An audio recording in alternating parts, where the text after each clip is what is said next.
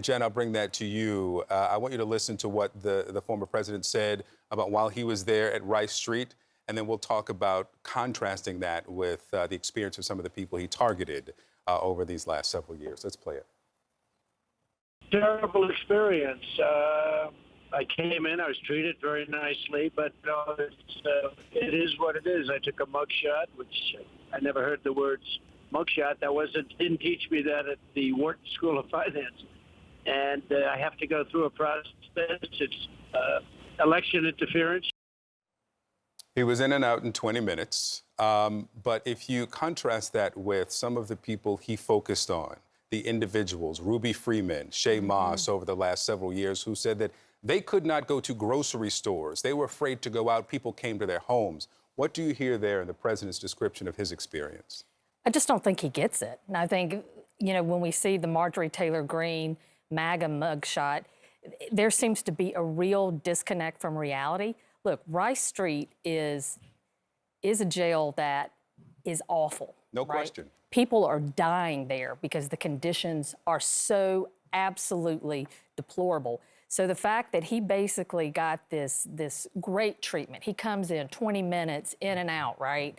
Done and done, and somehow that was awful and bad, when the reality is people that get booked every day there and that have their mugshots taken and that actually have to be in jail there, this is very, very serious. And so, for all of these people doing these MAGA mugshots, for whatever reason they're doing it, they just have no understand what this really stands for. I mean, this is not good, right? He is in significant legal trouble. And so whether he thinks this is more of a political thing that he needs to massage or not, as a lawyer, he needs to stand down and really focus on his defense, because he is facing serious allegations that could end him up with serious time in prison.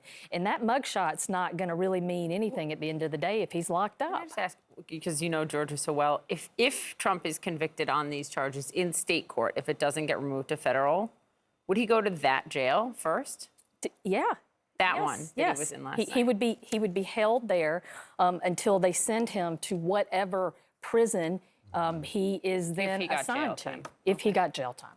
Trump was arrested, booked, photographed, fingerprinted, now has an inmate number.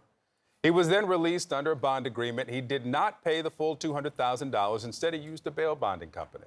Joining us now, criminal defense attorney and former prosecutor in Fulton County, Clint Rucker. Jeremy Saland and Jen Jordan are back with us. Clint, I'm starting with you because you're joining the conversation. For the sheriff who said that until somebody tells him different, the former president, is going to be treated like everybody else. How close to everybody else was this process for Trump? Well, again, good morning, and thank you for having me. I will tell you that the former president was treated like every other defendant, in as much as he was required to post a bond, to actually appear personally at the Fulton County Jail and go through the normal booking process, which included the surrendering of his fingerprints and the taking of a mugshot photo. The mechanism for accomplishing that, though, was quite unusual, and in as much as his status as the former president presented certain security concerns, and so they were able to work out that protocol. But in as much as we are now able to see, unfortunately, a former elected president of the United States being booked and charged with a felony and have his mugshot photo plastered across every newspaper almost in the world, is really tragic. It is sort of, so we just got the papers. If they weren't even here by the time the show started early at 5. But here's a Wall Street Journal, Rupert Murdoch, Wall Street Journal. Trump's right on the front there. A little smaller on the Times, Washington Post, same thing. And this is going to be not just here, but around the world. Jeremy, let's just push forward to Monday. Mark Meadows goes before a judge, wants to get this thing moved to federal court. And that would, and Trump would want that too. So where does that go on Monday? Meaning where? So there will be a hearing. What happens Monday, and when do we know the outcome? So there will be a hearing on Monday, and there are going to be witnesses called on Monday. And this is not going to be just some light hearing. It's going to have substance. Secretary of State. Correct. For Georgia. So correct. That's absolutely correct. So the issue is going to be, as I've noted many times before, not whether or not these folks, meaning Meadows, for example, and Clark and Trump, were actually serving as officers, although whether Trump is an officer is a separate question. It's more of whether or not their actions while they were serving were furthering their roles as whatever role they had, not doing something beyond the scope of their duties in that position. So I think it's going to be difficult for the defense to articulate that.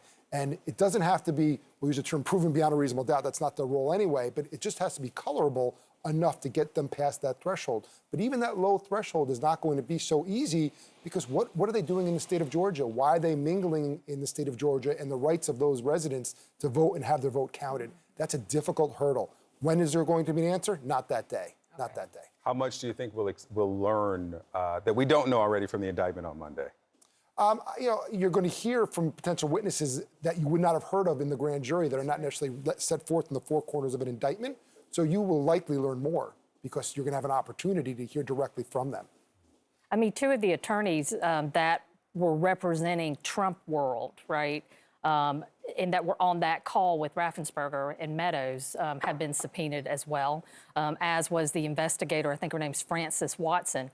And so the whole point is to show exactly what did Meadows do, who did he talk to, what was he asking, because just because he was the chief of staff for the president just doesn't mean, well, then he gets this special treatment, right? And really what Fani Willis's office, what their argument is what he was doing was really in violation of the law, not in terms of the indictment, but the Hatch Act, right? When you are... You can't use your public office. That's right. You for cannot this kind even of be... personal gain. or any kind of electioneering or kind of political activity. So you can't then say, well, I was doing this political activity and electioneering, but I was the chief of staff, ergo I get this protection. It falls outside of that. Clint, given your extensive experience in Fulton County as a former prosecutor there, October 23rd, 59 days from now, as a trial start, if they get it, because one of the lawyers, Kenneth Chuseborough, wants a speedy trial, which defendants have a right to. Fani Willis's team all ready for that, no problem? Listen, after 25 years of experience in that office and having worked personally with Fani Willis, I can tell you that her team is ready and prepared to go. They were ready for trial when the indictment was handed down. Those folks have got their witnesses lined up and they've got their trial notebooks all set. And when October comes, they'll be prepared. And a bit of quick insight. The fact that there are 19 people on this indictment under RICO, this is not unprecedented for this office. D.A. Willis and myself, a few years ago, had a RICO case in which 35 individuals were indicted under RICO. 21 of those individuals entered into negotiated guilty pleas and accepted responsibility and testified during the trial, with 12 that actually were tried together. It's the longest criminal jury trial in Georgia history, a little more than 8 months. But the complex was able to accommodate all those defendants, all those lawyers, all the evidence, and we were able to present a comprehensive case to the jury, and 11 of the 12 received guilty convictions. And so the prospect of this case is not overwhelming or unprecedented for this defense team in this office. They certainly have a lot of experience in RICO, including an ongoing one right now. Appreciate it. Very good to have all your perspective.